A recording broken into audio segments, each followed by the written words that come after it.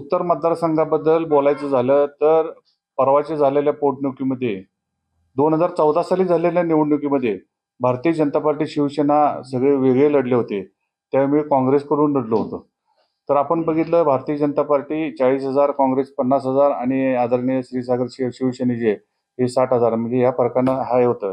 2019ला जी परत निवडणूक झाली त्यावेळी युती होती. युतीमध्ये मला सांगितण्यात आलं की बाबा युती आहे आणि तुम्हाला थांबावं लागेल, शिवसेनेला ही जागा वाटून गेल्या. आणि 2022ला जी दुर्दैवानं पोटनिवडणूक लागली, माजी आमदार चंद्रकांत जाधव कैलासवासी हे वारल्यानंतर ही पोटनिवडणूक झाली. त्यामध्ये भारतीय जनता पार्टीनं सर्व अभ्यास करून माझ्यासारख्या सामान्य कार्यकर्त्याला ही निवडणूक लढवण्याची संधी दिली. त्यावेळी आपण बघितलं असेल की 2014ला असलेली मते आणि त्यानंतर 2022ला स्वबळावर म्हणजे फक्त एकटी भारतीय जनता पार्टी लढून देखील जवळजवळ 79,000 मतं भारतीय जनता पार्टीला मिळाले आहेत.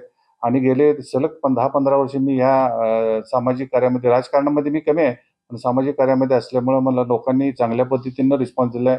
आता पण येणाऱ्या 24च्या पोटनिवडणुकीमध्ये भारतीय जनता पार्टी नक्कीच ह्या सीटचा दावेदार आहे. त्यामध्ये जो काय पक्ष निर्णय घेईल त्या पक्षाच्या निर्णयाबरोबर आम्ही नक्की आहे.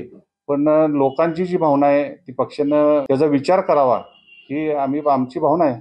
भारतीय जनता पार्टी जो उमेदवार देईल त्याबद्दल त्या उमेदवाराबरोबर आम्ही सगळी काम करणार आहे. आणि भारतीय जनता पार्टी हा पक्ष इतका मोठा आहे की ती कोण काम करतंय, किती वर्ष काम करतंय हे त्यांना माहिती असते. आता प्रत्येकजण निवडणुकीमध्ये इच्छुक आहे. तर मगाशी म्हटले बरीच लोक इच्छुक आहेत. इच्छुक असणं वेगळं आणि त्यामध्ये एकदा निवड झाली की ती निवड झाल्यानंतर त्या उमेदवाराबरोबर राहणं. आता समजा मी 19ला शिवसेनेबरोबर राहिलो, आता झालंच शिवसेनेला ही उमेदवारी गेलीच समजा, बरोबर आहे.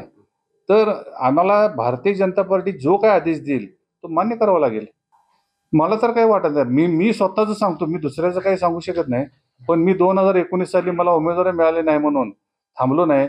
त्यावेळचे आमचे उमेदवार युतीचे राजेशजी क्षीरसागर साहेब यांच्याबरोबर मी ताकदीनं काम केलं आणि त्याची माहिती पण त्यांना चांगली आहे. त्यात लोकांनी कुणी काम केलं नाही हे सगळ्यांना माहिती आहे.